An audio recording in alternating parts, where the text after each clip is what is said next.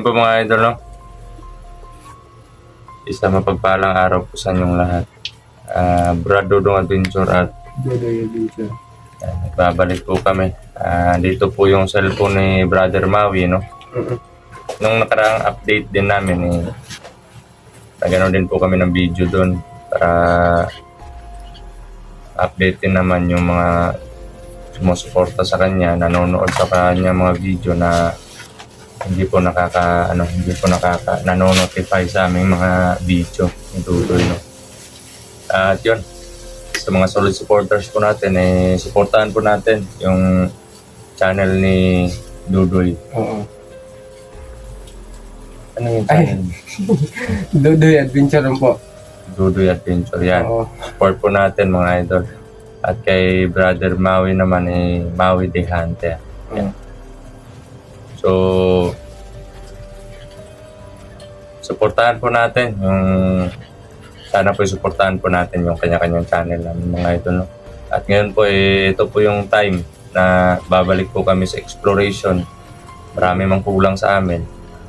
Marami po kami mga hindi nagawa or hindi po na marami po kami tawag nito. Marami po kaming iiwan dito sa amin. Mga nagmamahal, may mga problema din. At sana po makabalik kami na safety ni Dudoy. Saka ano rin, baka matagalan tayo dun sa bundok. Hindi din po namin alam kung kailan kami doon. Gusto lang talaga namin matapos ng yung laban. Baligtas yung kapatid namin doon. At para makapagbagong buhay na, wala nang gulo. At sila Bats naman po, si Master J, po siya, pa rin po sila din ng paraan para ma-rescue nila si Batang Berbunto. At yun, usapan namin na hatiin muna natin yung mission. Kasi baka anong mangyari din kay Maui, baka ano din ang nangyari kay Batang Berbunto. Isa man tayo ng mga kalaban, isang grupo lang naman yung kaaway natin, pero magkaibang location Malayo sila, no? Tsaka malayo din tayo sa kanila. At pagdasal nyo po mga idol na sana magtagumpay po yung laban natin sa kanila, no? Magtagumpay tayo. Kumbaga, maging mission success yung mission namin ito. Sana. Kahit kami lang po dalawa ni Dudoy, may mga strategy po kami pinag-aralan. At may mga din po, may mga kagamitan na dinala. Naghanda, nagpalakas, at kaya po namin silang harapin. Haharapin po namin sila at gano'n sila karami. Basta mabulang po yung plano namin ni Dudoy. Pagsisikapan po namin na manalo sa laban mga idol. Pasensya na po kayo, medyo malalim lang po talaga may malalim na iniisip lang po talaga ako ngayon mga idol. Gawa nga po ng hindi pa baga hindi pa talaga sure na safety yung pamilya namin, mga pamilya namin. Mahirap din sa atin po na iwan natin yung pamilya natin tapos magipagdigma tayo dun sa bundok. Kasi ganun lang din naman minsan pag nananahimik lang tayo dito, kapiling sa pamilya natin, susugurin natin nila tayo. Hindi sila nagdadalawang isip eh. Yung nga nakuha si Nathan. Parang halos hindi na ako makatulog.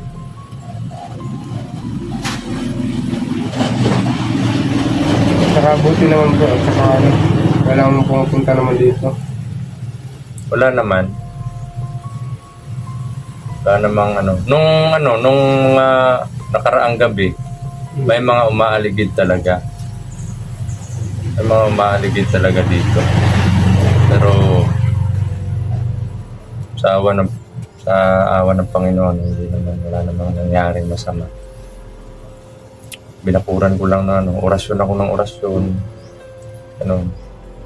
Para hindi lang sila makapasok. Tinatagan ko ng bakod. Tinatagan ko ng orasyon yung bakod.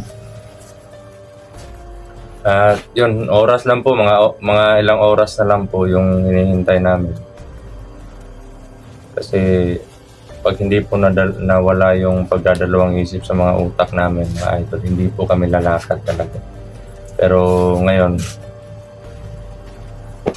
unti-unti na po namin na-adjust or unti-unti na po namin inano yung panahon. Kung kailan or mga ilang oras lang pwede na kaming lalakad. Yan. At sa pakikipag-usap ko sa mga gabay namin, sa gabay ko,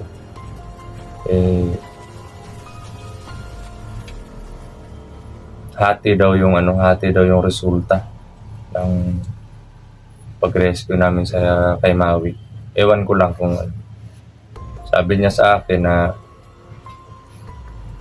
dalawa man yung resulta ng pag-rescue natin, kasi kasama siya nasa akin lang sa gabay. Latin lang po yung niya pag nakikipag-usap ako sa kanya sa isip. Latin po yung lingwahe niya.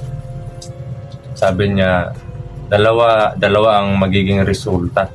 Pero sabi niya, kahit anong mangyari, wag mo kalimutan na kasama mo ko palagi.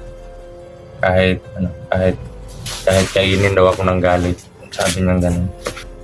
Parang parang may pinapahiwatig siya. Hindi ko lang maintindihan ba. Ang pupuntahan lang natin doon, makipaglaban tayo sa paligtas din natin yung kapatid natin si Maui. Hindi ko lang alam. Hindi ko lang lubos maisip kung ano yung ibig sabihin ng sinabi. Siguro hindi niya talaga in-explain sa akin. Kasi parang lang niya din dun, sir. Parang niya lang din. Tawag nito. Parang may pumasok lang din na pamahiin sa kanya. Excuse me po. At eto, sinabi niya pa, papatayin daw. Papatayin daw yung informer ko. Siguro nahuli nila. So, papatayin daw yun, mga idol. Yan yung sabi niya. Kaya pala wala na siyang sa'yo. Update. Yan din po yung rason bakit kahit nagdadalawang isip po ako, gawa po ng may mga problema pa dito sa bahay, pamilya ko, hindi pa masyadong secure. Nagbabakasakali na maabutan pa namin yung informer ko. Pakasakali na maligtas pa namin. Kasi si Maui, parang hinahanting na niya na tayo ngayon, bunso. Hindi na niya tayo kilala. Oo, kalaban yung turing niya sa akin. Kasi yung hypnotismo ng kalaban nakapokus lang yung sa atin. Yung mga pangalan natin, yung mga itsura, figura natin is nakasilyo na dun sa utak ni Maui. Nakasilyo na sa utak niya kung ano yung sino yung kalaban o sino yung kakampi niya. Parang ganun. Kasi dun sa para siyang tapos iba yung aura ng maskara na pinasuot nila kay Maui. Diba? Na na rin yung maskara.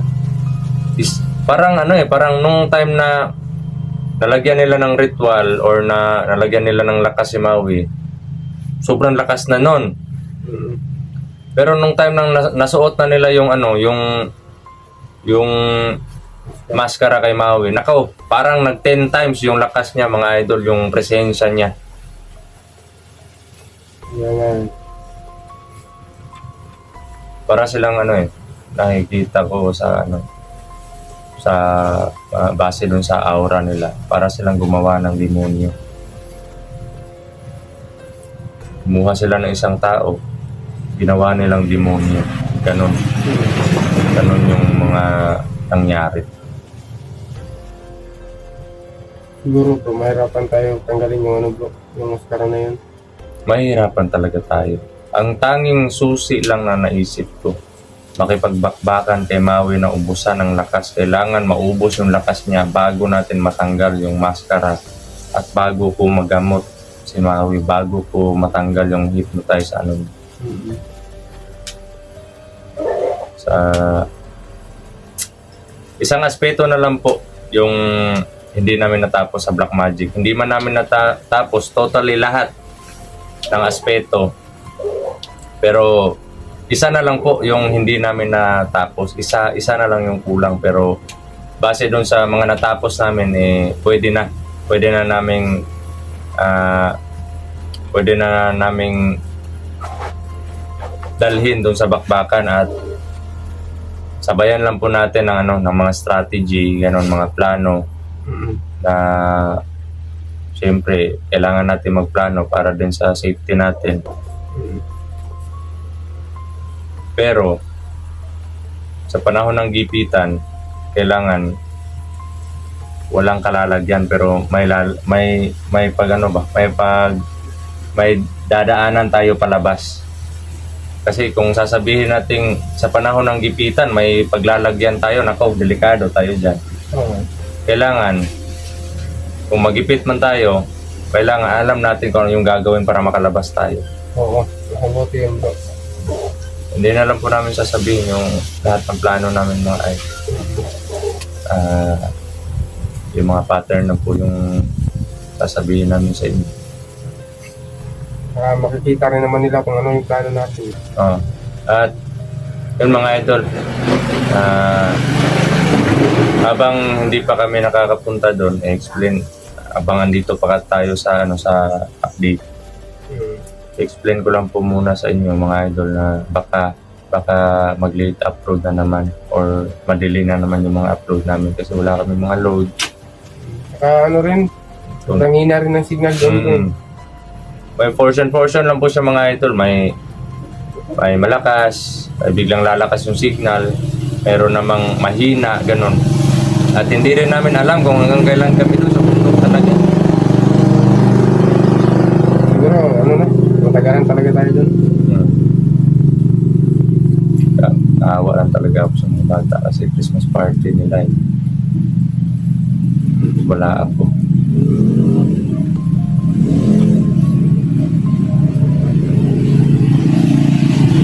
Balik, mga idol.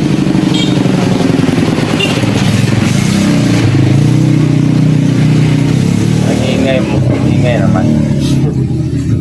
Yan, sa likod po ng daanan po yan eh. Oo. Daanan po yan. Mga kalsada. Kaya eto, nirentahan namin. Parang 50-50. Siguro anong mangyari sa amin dito.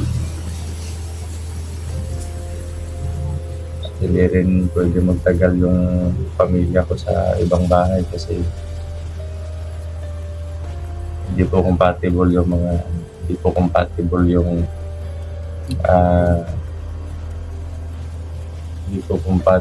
mga pamamaraan nila sa, kumbaga, kahit magkakapit bahay or sa kanya-kanyang bahay, may kanya-kanya din pong sinusunod na rules yan. Kumbaga, kahit po gawin natin na may asawa ako, tapos punta ako sa Kumari, buo pa yung pamilya namin, papa tsaka mama ko. Punta kami doon sa papa tsaka mama ko. Pero, iba yung kalakaran doon, iba naman dito sa amin. Mm-mm. Kaya, kahit po kayo mga idol, makakaano po kayo dyan, makaka-relate po kayo dyan sa sinabi ko. Mm. Kahit kapatid mo pa yan or magulang, pag nandun ka sa bahay na tinitirhan nila, iba talaga yung mga rules nila doon. At iba naman dito sa kung saan ka nakatira. Parang ganun. Hindi ko lang ma-explain masyado kasi kagutom talaga mga idol. Uy. Saging. Sabi ng bago natin yun. Saging. Mm. Hindi pa talaga kami, hindi pa kami umagahan. Mamaya pa kami kakain ni Dudoy. Nagbaon lang po kami ng mga saging kasi pwede naman yun sa sa mga ilang araw, 3 araw, kaya pa yun. Pwede pa yung kainin. Siguro, pag pupunta tayo sa area ngayon, hapon na tayo makarating. O gabi, ganun. Oo. Kaya may oras na rin. Siguro maya-maya, katapos natin dito sa update, punta na tayo. Kakatapos lang namin mag-ritual mga idol. Mhm. May pagkaano ko, may excitement, may pagdadalawang isip, pero nangingibabaw talaga yung yung kagustuhan kong makipaglaban sa kanila at paligtas si Maui. Mm-mm. Hindi po natin pairalin yung awa sa mga kalaban. Kasi wala na Marami naman kayong nakikita mga idol kung saan lupalok na lang sila dumarating yung mga kasamaan nila.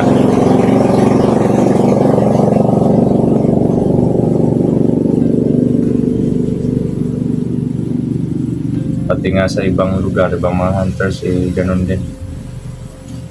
So, yun mga idol, no? Nandito na lang po yung update natin. At mega love shoutout po sa inyong lahat mga idol. God bless at more power po sa inyong lahat. Salute po kami mga idol.